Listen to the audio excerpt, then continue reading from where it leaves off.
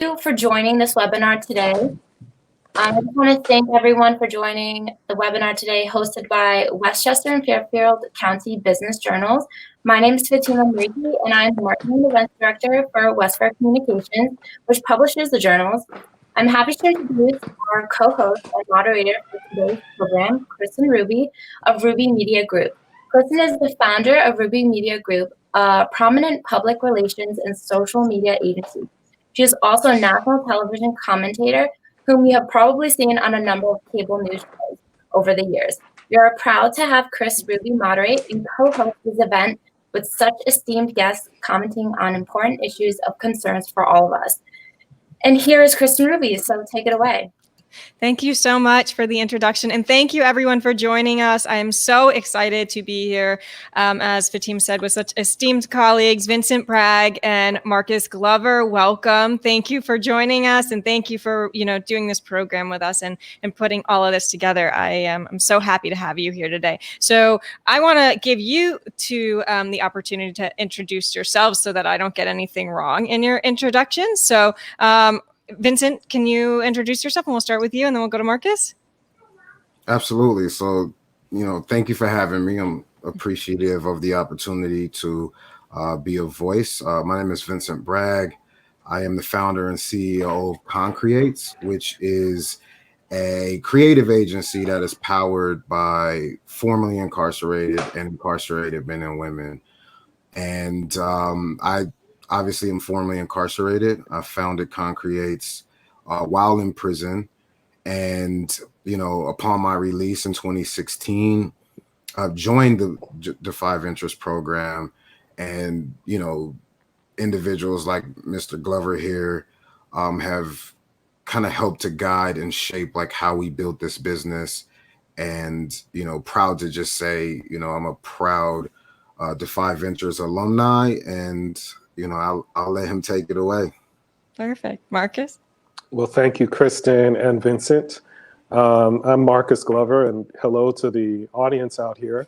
I'm first of all I'm a homeboy. I'm a Westchester kid. Grew up and down the Bronx River Parkway, the Westchester Mall. So I first and foremost want to say hello to folks in and around the community that I grew up in. Commercially, I spent my career as a brand enthusiast, brand evangelist. I served 15 years in the advertising business as an executive and global creative director for many large agencies. So that's kind of like my commercial attaché. And what I have advocated for most in the world is people who are deserving of a second chance, and in some cases, a legitimate first chance. That is, people with criminal histories. And so I serve on the National Board of Directors of Defy Ventures. As well, I chair the local board of the Tri-State Chapter, which here is the New York, New Jersey, and Connecticut chapter.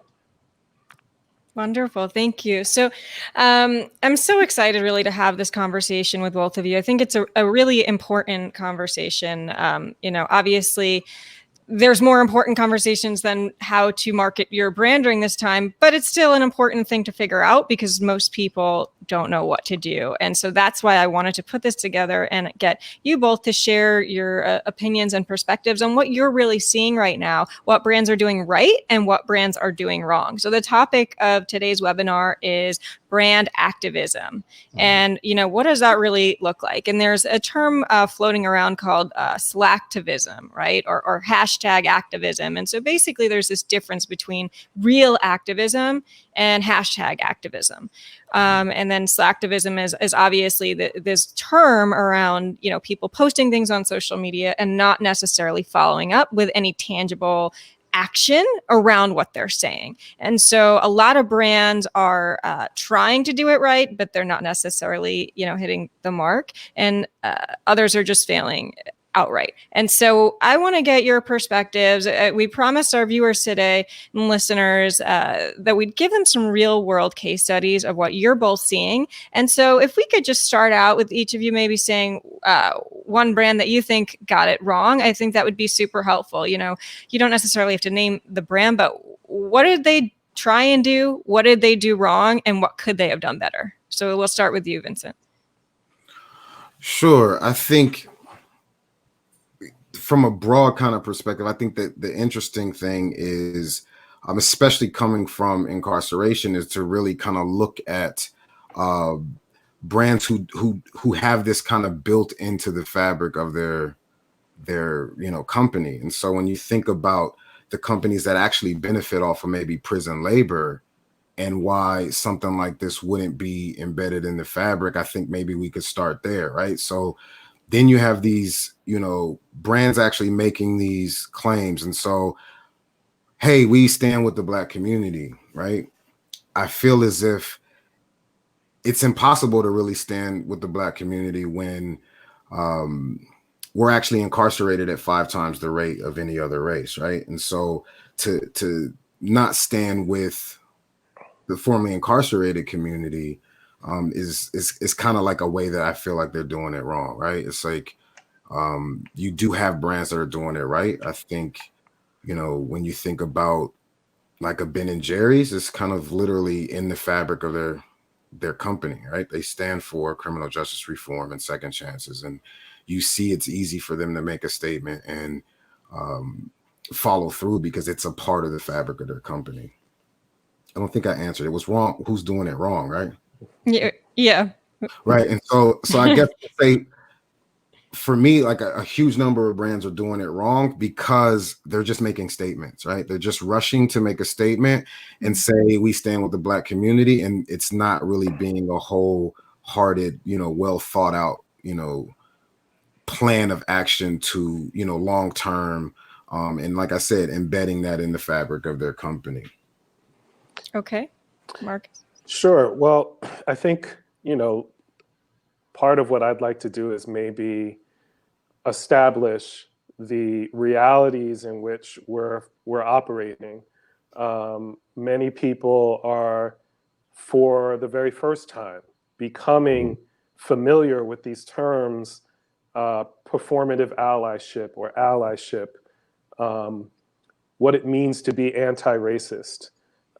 What is the nature of privilege or white privilege? These are words that are being thrown around, and many people are hearing these things for the first time. So I want to do a short exercise to see if, for this group and the viewers and listeners who are in our audience, if we can just maybe share an experience that can help us to ground ourselves in what we're talking about. So what I'm going to ask everyone to do, including those at home who are watching, I'm going to ask everybody to put your 10 fingers in the air. No, I'm not going to arrest you. I just want you to put both hands and 10 fingers in the air.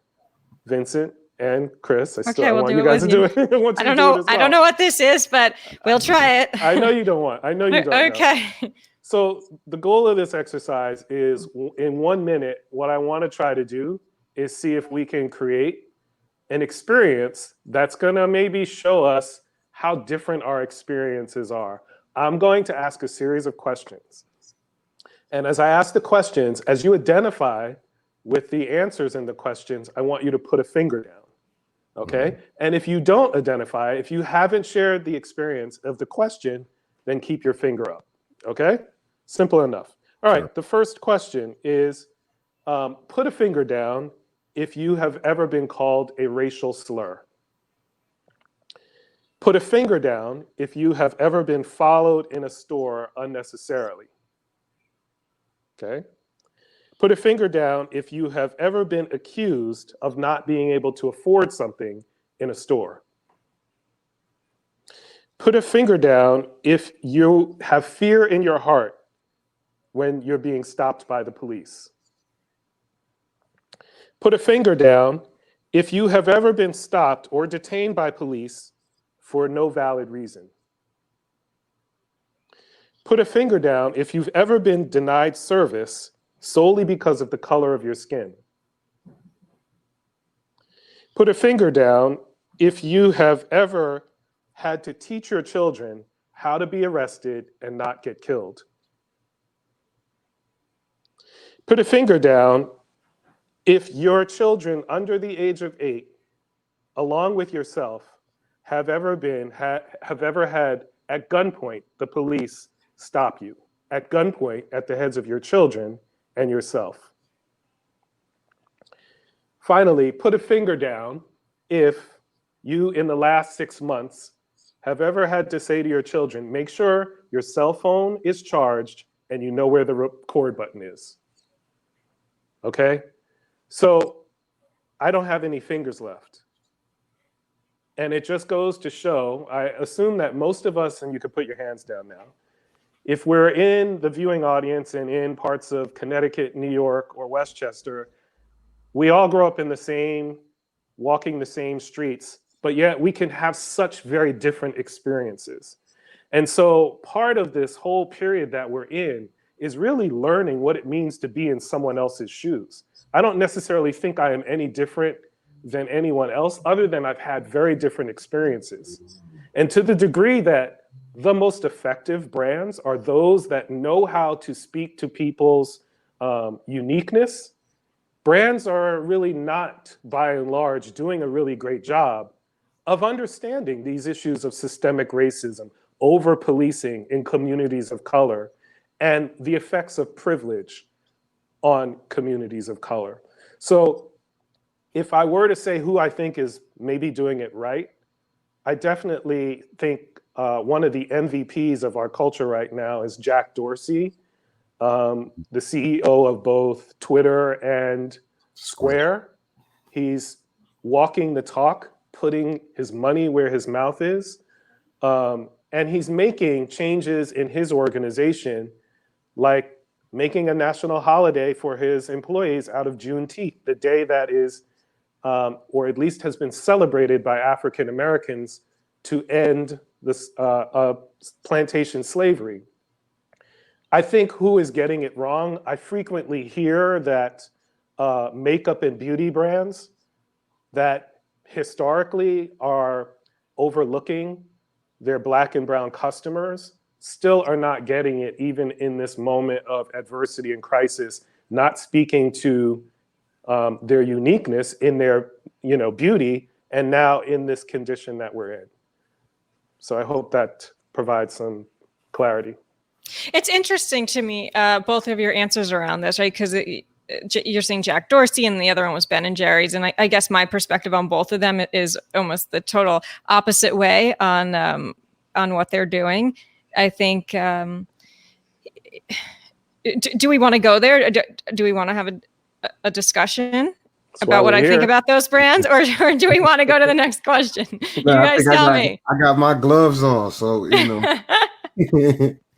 So let's talk about Ben & Jerry's. I mean, their last thing that they put out right this week, I think they said, we stand against white supremacy. Is that what they said? Is that yes. Okay? So that's correct. So the challenge that I have with that is that they are assuming, right, that their entire customer base is somehow lumped in with this notion of white supremacy, which is incorrect, right? So as a customer who is white, I take offense to something like that. And that would make me not want to buy their ice cream, because I think that's a form of racism towards people that are white but aren't racist. I just want to see, that's the other side of that. If they wanted to say, for example, we stand against Antifa, I would support that message because that is true, right? But they're not going to say that. Instead, the problem with that vernacular is that they're basically saying that, this rhetoric that anyone who's white is racist, and I don't agree with that at all. I don't think everyone who's white is racist. Well, KRIS, I actually take pretty strong disagreement with that. Okay. I don't think that's what they're saying. I don't think that a message of anti-racism is somehow a message of anti-whiteness, and is a message that is intended to, it's now a trope and cliche in our culture, all lives matter versus Black lives matter. No one is saying that there aren't needs and things that need to be recognized around white America.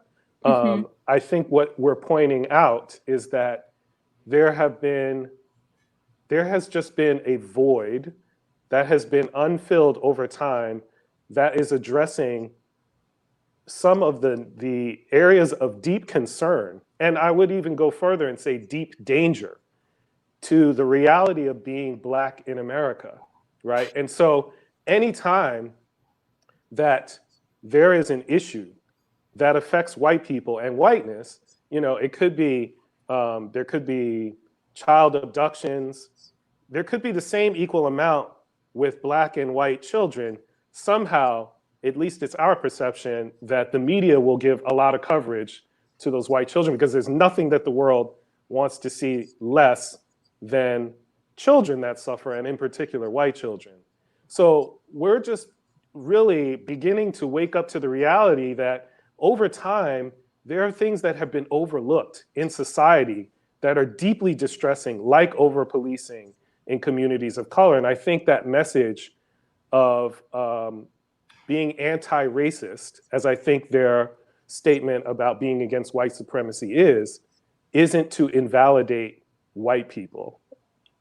Okay. Sure. And I also think, just to kind of piggyback off of that, right? Like, because when we mentioned Ben and Jerry's, for me, again, I'm talking and speaking specifically to prison labor, right? And without, shooting any brands right now, but there are 3,200 brands out there that actually benefit off of prison labor. So it's actually counterproductive to make these statements, right? If you can't really stand, again, right? You can't really say you stand for the Black community or stand in solidarity with the Black community without actually looking at the fabric of your company, right? The fabric of your company. And like I said, to piggyback off of Marcus, the Black community is actually incarcerated at 5 times the rate in state prisons and of any other race out there. And so if this isn't a part of your company's value system, right, then it's not. That's what's wrong, right? That's the part that's wrong. If you're benefiting off of 17 cents an hour, you have, here in California, these individuals fight fires, these big fires that you see on the news that they cover, and they're burning down these big, $5-10 million houses in places like Malibu. Those are incarcerated people fighting those fires. And then when they get out of prison, they can't even be firemen. So I'll just jump on and endorse what Vincent is saying. If you've ever stepped foot in a state office building, if you've ever gone to a DMV, seen the countertops, the desks, the chairs, the cabinets, that's all prison labor. That is all made by the hands of incarcerated people. That's not IKEA furniture. Right. In many jails and prisons, the masks that you're wearing on your face is made by the hands of prison labor, and yet is being paid a fraction of the cost. So, it only takes 2 hours of your time to watch a documentary like the 13th that shows the 13th Amendment in the Constitution, which gave cover to wealth holders to use and create an extension, a bridge from the plantation system in slavery to the prison system that we have now as a mechanism for corporate profit. So this is interesting. And I think that a lot of people tuning into this may not be aware of what you're talking about. So I find this fascinating. I guess, Vincent, can you talk a little bit then about your agency? I know you work the notion of con-creators, right? Some of these people are in prison, right? So can you tell us how that agency functions or works? Sure. I think that the easiest way to kind of simplify it is kind of like our belief system, right? So we believe that creativity without opportunity is what actually leads to criminality. And, that kind of formula, was thought about from a standpoint of, I was convicted of a drug conviction, but I was actually pretty successful, as a drug dealer, as far as, money operations, like how things went. And I was able to realize, like, the difference between me and any one of these CEOs out here was that my product was illegal, right? And if I could, transfer my hustle, right? The opportunity to transform my hustle into something that wouldn't get me sent to prison, that I would in turn still be successful when I got out, right? And so that's the first thing, right? It's just the belief system that, hey, this guy isn't a bank robber, he's actually a strategist. If we were able to, channel that particular mindset and skill set into something in the agency world, that he could be successful, or she could be successful as well. And then, the second kind of component that I think is equally important, which falls back to the conversation we were just having, is how does this thing become something that's not slave labor of the mind, right? How do we actually pay a fair wage for the ideas or the brilliance that's coming from behind bars? And so the functionality of what we do is essentially we'll get a brief, right? In the agency world, it's like you get a brief and it kind of explains like what the brand is looking for. We can blast that out or target it to, we've kind of actually broken it down to a science, right? Like if we're looking for like a Latino male demographic for brands, say in Texas, we're not going to target Latinos in California, right? Because these are two different kind of mentalities. So we would blast that brief out to, those specific demographics that we're looking for insights or, opinions on. And essentially everybody's paid for their ideas. And then once we start to kind of narrow those things down to maybe the top 5 ideas, then those individuals are paid again. And then the actual idea that gets to the point where it's going to actually be made, then that person actually gets another bonus. And then 10% of my company is also owned by the entire network, meaning when we profit, then the entire network profits. And so there's a sense of ownership and pride in the brand because there's ownership in contributing. And so yeah, I don't know if that answers the question. I just have one follow-up question then, Marcus, I promise I'm going to come right over to you. But okay. I just want to understand, Vincent, because one of the things that was so fascinating to me is your experience with the Paycheck Protection Program, Sure. applying for a small business loan through the SBA. So can you tell listeners what happened when you tried to apply for the PPP loan? Absolutely. And so, we're kind of, obviously hit hard by COVID-19, meaning, a lot of briefs had changed. A lot of our 2020 goals, just were kind of darkened because of the state of the country at the time. And, we thought, hey, we got really excited. Like, okay, cool. There's help on the way. We're going to fill this thing out. We're going to show our taxes and, all that stuff. And we're going to get some money to help, keep our guys, working. So go to fill it out. I believe it's like question 5. It literally says like you will be excluded or denied based on certain criteria in your criminal past, right? You, like, for me personally, I'm still on probation. I was released in 2016 and I got a 5-year probation tail. And so 4 years into it, most of us, kind of turn to entrepreneurship because of the barriers that we face when we get out of prison. And so that's what we did. We started a business, been, kind of really crushing it lately. And the 3 questions were it was 3 questions in one, right? So one of the things was it didn't give you the opportunity to explain anything, right? It says, are you on probation or parole? One of the things was also, is any employees in the day-to-day operations, also, do they have criminal history? And these things are what excluded us. And so because my organization is completely powered by, formerly incarcerated individuals, my day-to-day operations are, contributed to by, people with criminal history. And ultimately we were denied. And so,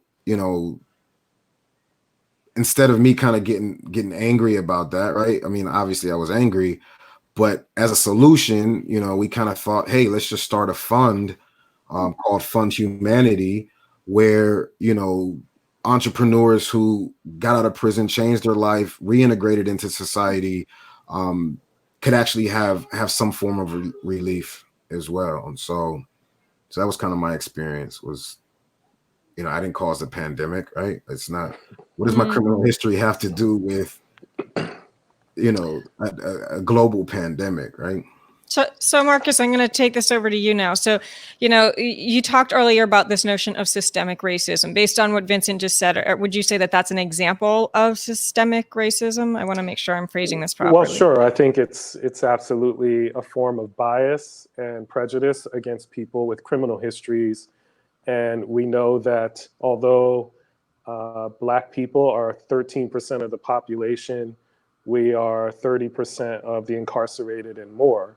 You know, the majority of people behind bars are not violent felons. They are nonviolent crimes. And yet, once people have served their time, you know, it burns my soul, you know, that we uphold such liberal values and believe in an unbiased society, yet there's this little poison at the bottom of job applications and PPP loan applications called the black box, which is, do you have a prior felony? And if you check yes, then your application is immediately thrown out.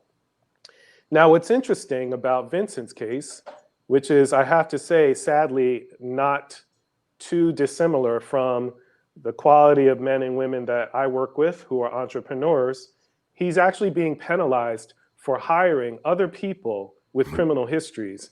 And why that is such a damnable truth is because we know that in America, 95% of people will release out of jail, okay? They don't serve until their last breath. So 95% of the 2.5 million people behind bars will release out. Yet 70% of them are likely to go back for one of two reasons, either lack of stable housing or lack of a job. So to punish Vincent for trying to lower the rate of recidivism by giving people a job, it feels like a rude form of double jeopardy that America offers our people with criminal histories. They're our citizens. They're our brothers. They're law-abiding American citizens. Once they've served their debt to society, we shouldn't stigmatize them. We shouldn't hold bias against them. And so in this whole conversation around brand activism, what I really think is important, you know, there's a lot of conversation around performative allyship, throwing the Black Lives Matter hashtag and a black square in social media. By and large, people are very unsatisfied with these very flaccid gestures. What we're talking about is substantive change. And so one of the things that we're asking for is open hiring practices, bringing into the economy people who have served their debt to society, give them a second chance, and in some cases, the first legitimate chance that they've ever had. I mean, that's so powerful, and I couldn't agree with you more on all of this. And so, you know, one of my issues, and I've shared this with both of you, is that, and why I also reached out to you when all of this was going on, is that I noticed that this conversation around criminal justice reform seemed to be lacking from a lot of the national protests and things that I was seeing over the past weeks. And I saw that things like 8 to 5 Ventures, or Vincent, what you're doing, or what this remarkable business you created with Concreates, or what happened to you with the PPP loan, like these are just not stories that I was really seeing broadcast anywhere. Maybe there were a few stories or a few links, but it was not, you know, a large part of the conversation. And to me, I couldn't really understand why, because it seems like it should be, right? If there's a movement that says that these lives matter, well, what about Vincent's life and his business? Does that life matter? Right? That's what I don't understand. And that's what, you know, I think a lot of people are confused with this messaging on Instagram. Well, if I may, Vincent, I want to talk about you, so you may want to cover your ears. But Vincent knows that there aren't many people that I'm more proud of than Vincent. You know, there has been a long road in the advertising, PR, and marketing business towards diversity and inclusion. And it still is woefully neglectful of the promise that it has. I still think of the days when I entered the ad business. You know, we used to talk about it like Darren Stevens from I Dream of Jeannie. It was all white. And there was no entry point, because if you weren't the son of a friend and had a meeting at the country club, there is no way that you would get an internship. Now there are many more inroads into the business, and yet I still think that the Vincents of the world, the Concreates, are not given a seat at the table. The challenge, I really believe, there is, very much to your point, Kristen, there are stories that are not being told. There are stories about the sheer brilliance. And I'll just tell you a short story. I started my trajectory in criminal justice work by serving in prisons and jails as a volunteer yoga and meditation instructor. And many people are always saying, wow, people must have really learned a lot from you. And yet I have to tell people it was me who learned a lot from impacted people, right? Because all I ever found was the greatest writers, the greatest creative minds, men and women that would just sit, and because they had time, and all they would do was make beautiful art. And you just think how sad it is that this talent is sitting here rotting behind bars instead of in art school, or instead of, as a theater or a drama major, any level of endeavor that people can achieve if they have the right support. And so that's why we at Defy Ventures, we believe in incarcerated populations that there is latent talent that is waiting to be groomed. And so we come in and provide business training. Think of it like an accelerator or an incubator for impacted people, people with criminal histories. And we just give them the tools to really go out and mine their dreams. So if I could chime in, right? So I just wanted to go back to this question of like, why isn't certain stories being told, or you're not hearing certain stories? Because I think that's super important. And so I would say that by like, representation matters, right? And when you think about PPP, right, when they were making the criteria and that whole thing, someone with criminal history wasn't at that table, right? Someone wasn't at that table to say, I don't know if we should be doing that. I think we should be giving these individuals an opportunity, this and that, right? And so when we talk about representation and what that looks like, especially in the marketing world or in the advertising world, Concreates is the only representation in this space. Now, there might be people with criminal history at agencies or at brands who might have slipped through the cracks and whatnot, but like when it comes to full-fledged representation of this population, we are the only representation. And so if we go away, then so does that representation, right? So in my opinion, it would almost behoove the industry, right, to kind of band together, especially when we're talking about diversity and inclusion initiatives. This population is just never included. It's never a conversation. And so even when you work with some of these, enormous brands that we're kind of talking to, there's still this background check, right? And the conversation is now, becoming like, I don't even understand why this is a conversation. Why would we have to kind of do a background check when you're hiring us, right? Because we have criminal history and you want that unique perspective. Is that even, something that really should be happening, right? And it's like, because on the other side of that application or the other side of that policy making, there's still no representation at the table. And so, yeah, I want to ask you a follow-up question to that, Vincent. One thing that we had talked about, you and I, is when these brands that hire PR firms, right? Sometimes they hire them because they see something, like what's happening going on. They say, we need to change our messaging. We need to change our mission statement. We need to work with a firm and do an RFP and hire someone.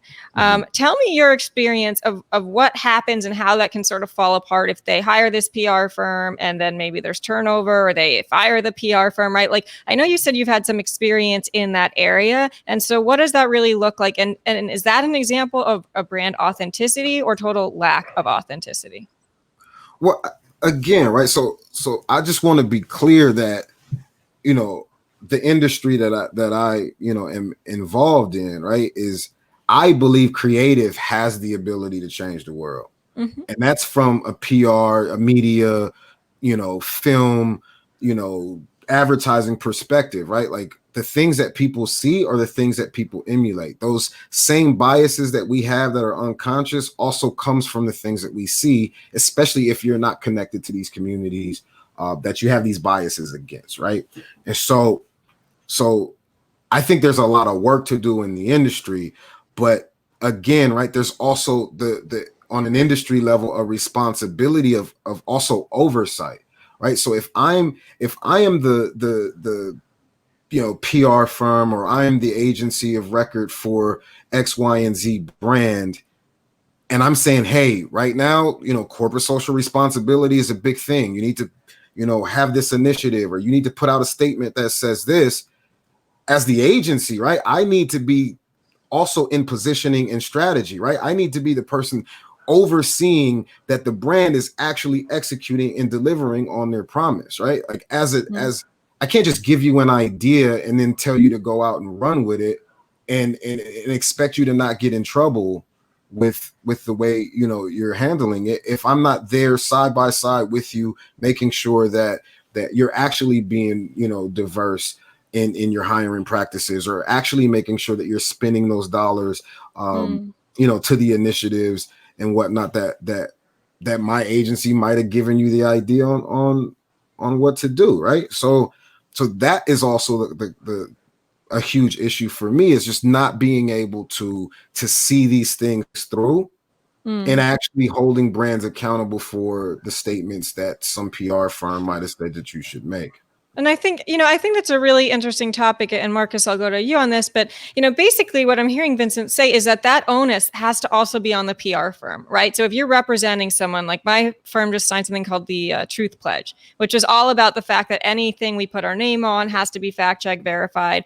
And it's really sort of, you know, our reputation on the line. If we say we're going to do something, to Vincent's point, it has to be done. And we have to take, co-share that responsibility with the brand to make sure that we're not just putting out pretty creative and then they're doing the opposite, right? It's not, these things have to be followed through, where it's not just something you do because people tell you to do it now. But I believe that if PR firms are representing brands that they actively know are putting out statements and then not doing these things that Vincent is mentioning, that they should drop those people that they work with, because they're actually part of the problem. You know, the PR firm is part of the problem in that regard, because they are the ones that work with these brands every day and have to hold their feet to the fire to make sure that they're actually following through with these promises. So Marcus, what do you think about that? Well, you know, I think it is a great point you're making. I think that what we're seeing, just broadly speaking, is brands are our universal storytellers. They are our common point of reference culturally. And, you know, we commonly believe that they don't always get it right, that they're not always sharing narratives that are empowering voices and helping to move conversations forward, and they're shying away. And I think if we commonly agree that at a very high level, brands have this role as, you know, chief cultural storytellers, then what we begin to see is this slow disintegration and slow, almost, you know, like these systems of integrity. The more you go down the food chain, whether it's in production and, you know, not using diverse production companies, hiring the con-creates of the world, giving impacted people a seat at the table, and not just in a token sense, as Vincent is saying, but actually being able to steer the process, you know. And so I am of that age where I remember the Coca-Cola commercial, you know, I'd like to buy the world a Coke. And it was all about diversity and this beautiful mosaic of all these different faces that represent the America. But when you really think about it, if you flip the camera around, you have to wonder, like, what level of diversity, whether it's, you know, ethnic diversity or gender diversity, what level was behind that? And that was, 40, 50 years ago. And we're still having these same conversations. So, I don't think that the marketing, PR, corporate brand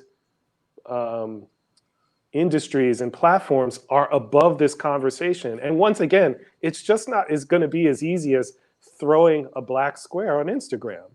We're going to have to really uproot the tree at the roots in order to really instill a greater sense of diversity and equality. So I have a follow-up question for you about that. There's a quote that, if you want change, you must inspire change. You must not force the change, you have to inspire it. And so what I'm seeing right now on social media is this movement where people are sort of cyberbullying each other. They're saying, if you didn't post this square on Instagram, you're racist. I'm going to unfriend you. I'm going to follow you. White silence is violence, meaning if you don't, I think that's the quote, correct me if I'm wrong, but if you don't post something on your Facebook feed about this, about what's happening, then you support what's happening. I mean, it's a narrative that I fundamentally, disagree with. And I think what happened here, and I know, Marcus, we were talking about this, putting together this whole experience is a perfect example of why, right? I'm someone who didn't necessarily post something the day that all of that was happening last week, but I decided that I wanted to do something that it was my contribution to all of this, which is why I put all of my time and energy and agency resources in working with Westchester County Business Journal and their amazing team to put this together and to work with you both to put this together. In my opinion, that is infinitely more valuable and useful than posting a square on Instagram. And so this notion that we're going to tell people how they have to make change is just something I don't agree with. And I think, it's causing a lot of problems and hurt relationships with people. So what do you both think about that? Well, I'll start and then hand it over to Vincent. I think it was in the Vietnam War, the axiom was born that in times of war, the first casualty is the truth. And so I do not in any way believe that the answer to the scourge of over-policing, systemic racism, and trying to build anti-racism coalitions is in any way to bully or to shame anyone. I won't have anything to do with that personally. Sure. I will tell you a short story. 5 years ago, when the world was horrified with the news and the killings of Trayvon Martin and Mike Brown and Freddie Gray and others, we were, I guess it was like the summer of 2015 or thereabout, we were all glued to CNN, and we saw cities burn, we saw massive protests. And I, probably like every other Black man in America and every other American, I would hope to think, was gripped, feeling tremendous grief and tremendous sadness at what I was seeing. And the only question that I could ask myself was, looking in the mirror, what can I do? What can I do? I personally didn't feel that marching in a city was my form of protest. It wasn't my form of protest. I have nothing but admiration for those that do put themselves on the line, but I thought there was a different contribution that I could make. And the first thing that I did, which is the first thing that I hope that brands and just ordinary people will do, is listen. Just listen and learn from the experiences of others. So when I tell you my story about what it meant to be a young father with young children, held at gunpoint, with guns pointed at the heads of my children, listen and empathize with my experience. And then maybe act.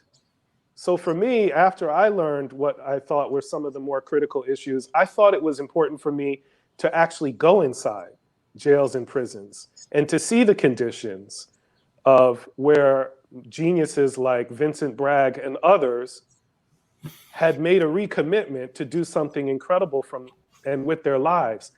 And then I realized, wow, I have this tremendous storytelling craft and ability that I learned from the advertising business.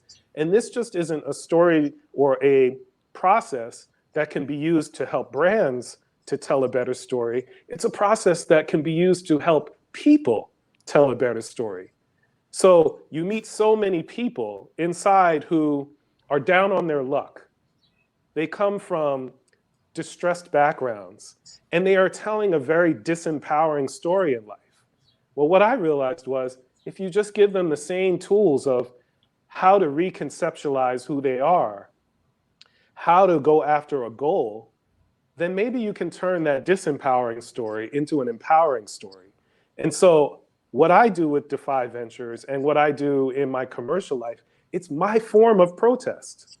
It's my form of a march. And so I don't think that it's necessarily going to be the case that everyone, although I have to say I'm elated at the world has woken up to our version of the Arab Spring and we have taken to the streets. We should all celebrate that. But I think it's now the point for all of us to figure out what our form of sustained activism is going to be. Kristen, you've done the world a great service by making these microphones available to these different stories. Sure. This could be your form of activism and protest. So, and I have to say, once again, thank you to the Westchester Business Journal for allowing us this platform. So, Vincent, I'll turn it over to you. No, I mean,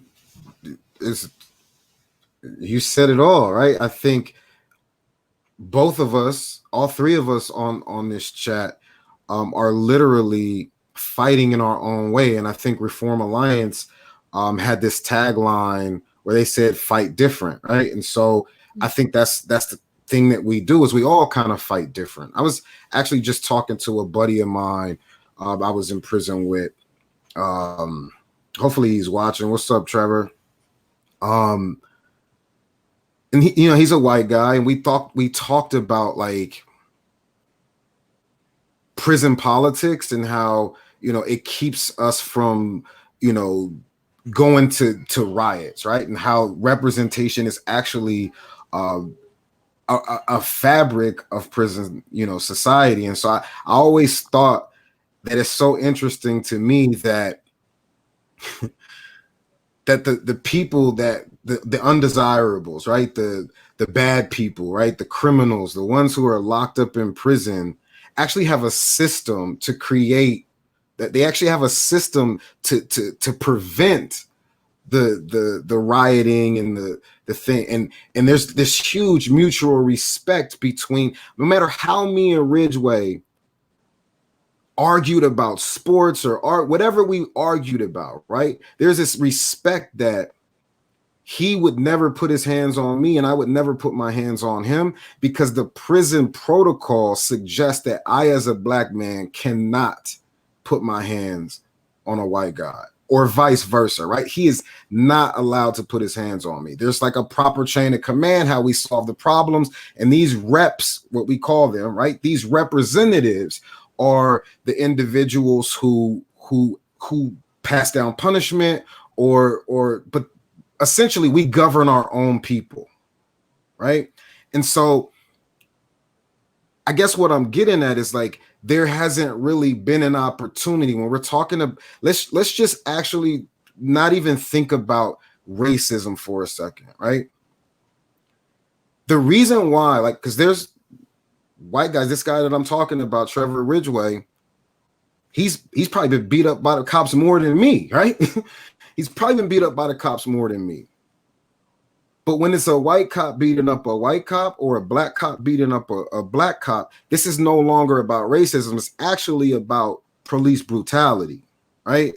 And so if we just play with this concept for a second, representation, the black community, we've never had an opportunity to govern ourselves.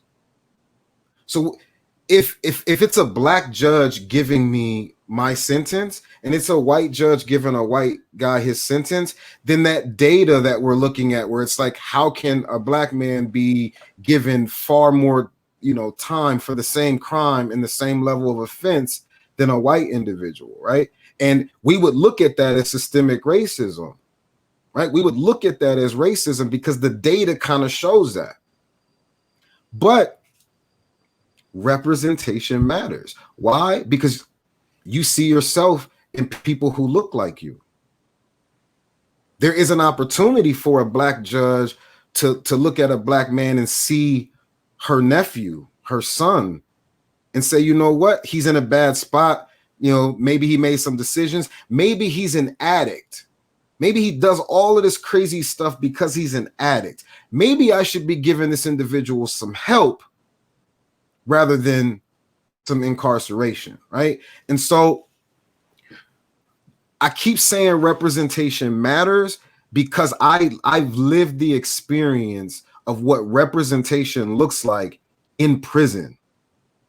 When I get to a prison yard, I immediately have to go see the black rep for my unit, for the yard, whatever. There's someone who we have elected that is a level-headed person who's not, you know, there's always this level of representation. So no matter what conflict that I would have with another race would always be resolved in a peaceful manner. And so let's take this out of prison. Let's take this out of policing and let's look at the brand world.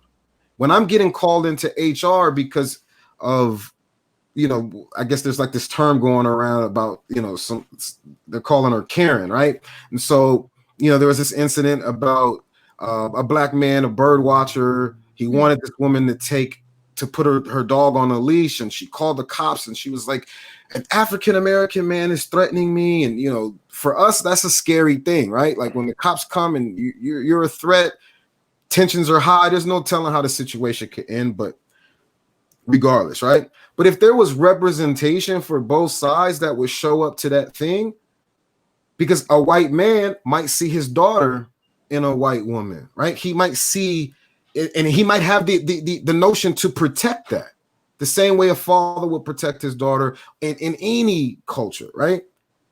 So if it's like, okay, it's a white woman, a black man, the same way a white woman or any woman cannot be patted down by a male officer. They have to get a woman officer out there to do that. It's almost like, I guess what I'm suggesting is like, what if that were the case, right? Okay, altercation between a white woman and a black man. Let me send the black rep. Let me send the white rep down there to handle the situation.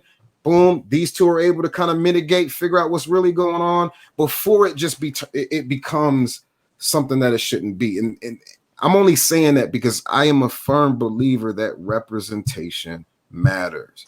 I get called into HR, I should have a rep. Karen shouldn't be able to just make an accusation against me because whatever her bias, I don't care what those biases are, right? So, by the way, it seems my computer if this just abruptly ends in a few minutes, it's because my computer has died. I don't want any, I'm getting notifications saying this is on low battery, but I know we only have 7 more minutes here. I'm just letting you know that. But, you know, Marcus, to Vincent's point, help me now understand representation matters. How does representation matter in the ad, marketing, and PR world? And what are actionable steps that someone can take today after listening to this message? Well, the first thing that I'd ask every agency to do is give Vincent a call. And I truly mean that.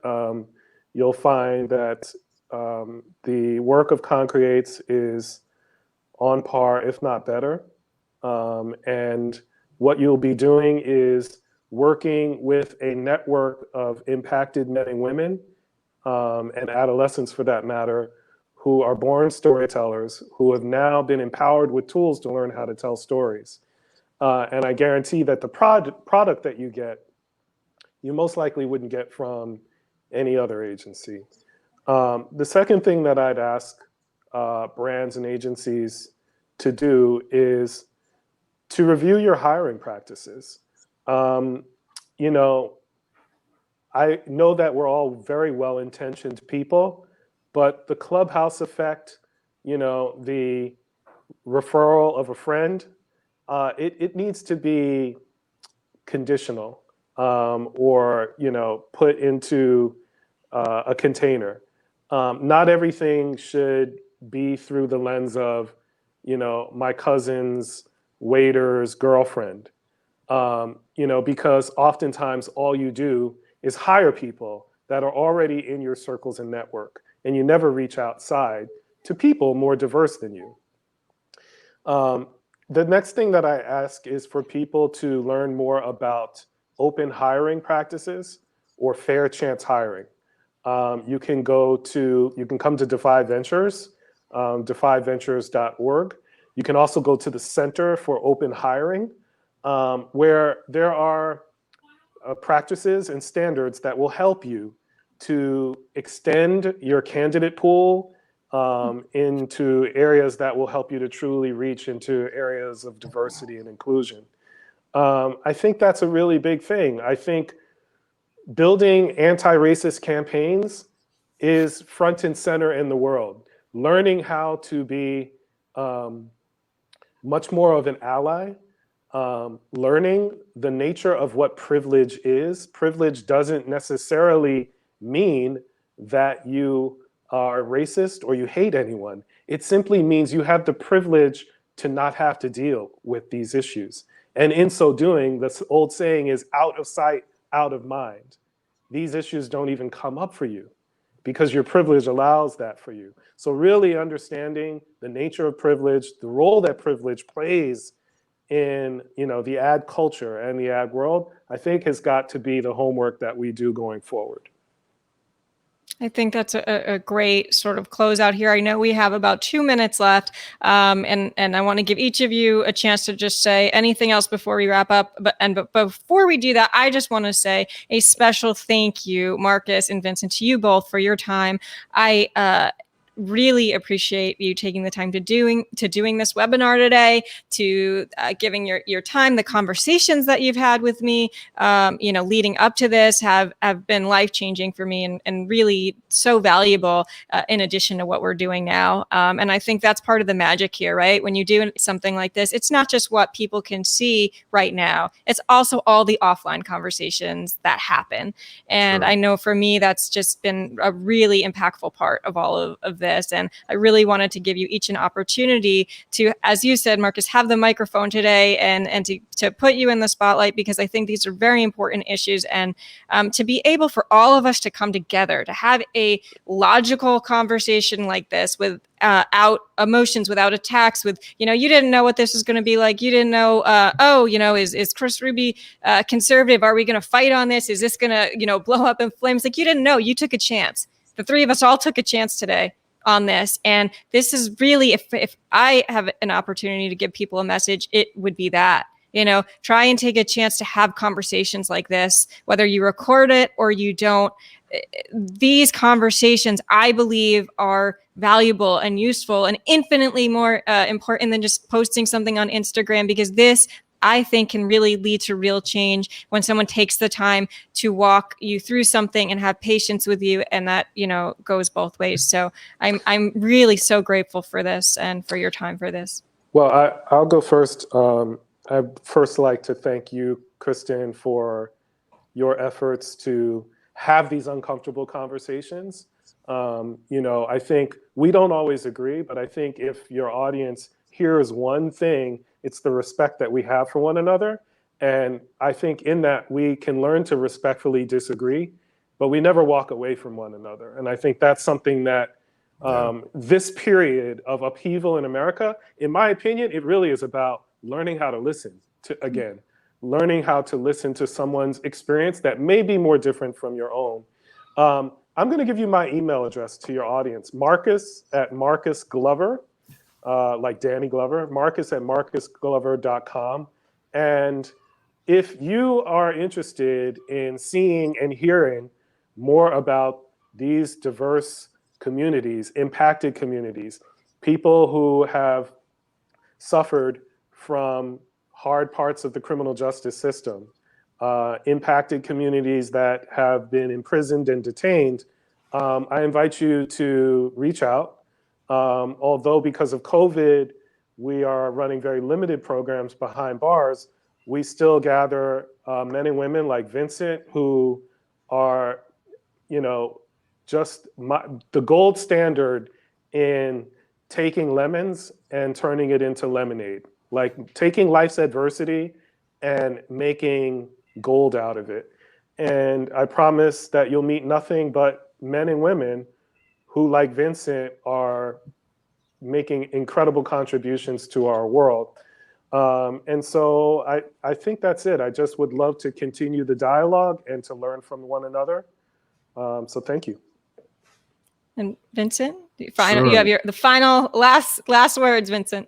I appreciate that. So thank you, Marcus. I mean, you always are far too kind and super articulate and eloquent with the words, man. I wish I could be a little more like you, but I like to show up, as authentic as I possibly can. You see the crazy beard.